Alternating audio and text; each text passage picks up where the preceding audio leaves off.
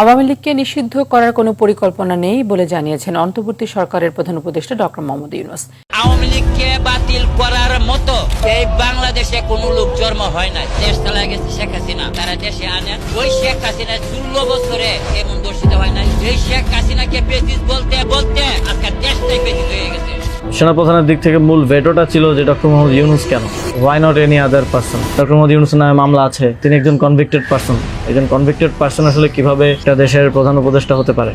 বাংলাদেশের রাজনৈতিক অঙ্গনে ফের উত্তেজনা। অন্তর্বর্তীকালীন সরকারের প্রধান উপদেষ্টা নোবেল বিজয়ী অর্থনীতিবিদ প্রফেসর ডক্টর মোহাম্মদ ইউনূস সরাসরি আওয়ামী লীগের পক্ষে অবস্থান নিয়ে হুঁশিয়ারি উচ্চারণ করেছেন। তিনি স্পষ্ট ভাষায় বলেছেন যে আওয়ামী লীগ নিষিদ্ধ হওয়ার দল নয়, আওয়ামী লীগকে কখনোই নিষিদ্ধ করা যাবে না। এ বক্তব্যের পরপরই দেশের রাজনীতিতে চরম প্রতিক্রিয়া দেখা গিয়েছে। ক্ষমতা হারানো আওয়ামী লীগের নেতাকর্মীরা একে সত্যের জয় বলে অভিহিত করলেও বিরোধী পক্ষ একে সরকারের প্রতি পক্ষপাতমূলক আচরণ বলে ব্যাখ্যা দিয়েছে। হাসিনা এবং তার দল আওয়ামী লীগ এই বাংলাদেশে নতুন করে প্রোগ্রাম দেয়।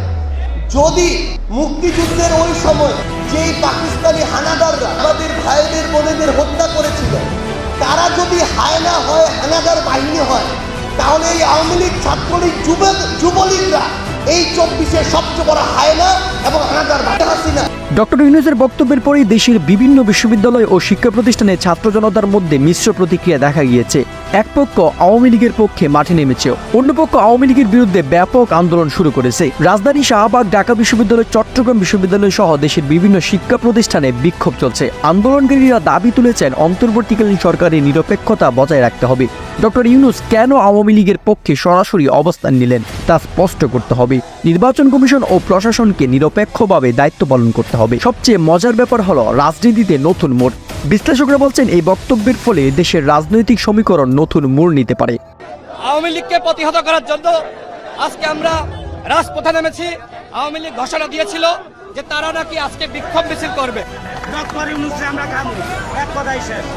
আচ্ছা, আমরা এরকম ছাত্র প্রতিষ্ঠা চাই না, যে ছাত্র প্রতিষ্ঠায় এই দেশটা লুট টাকা আমরা চাই না।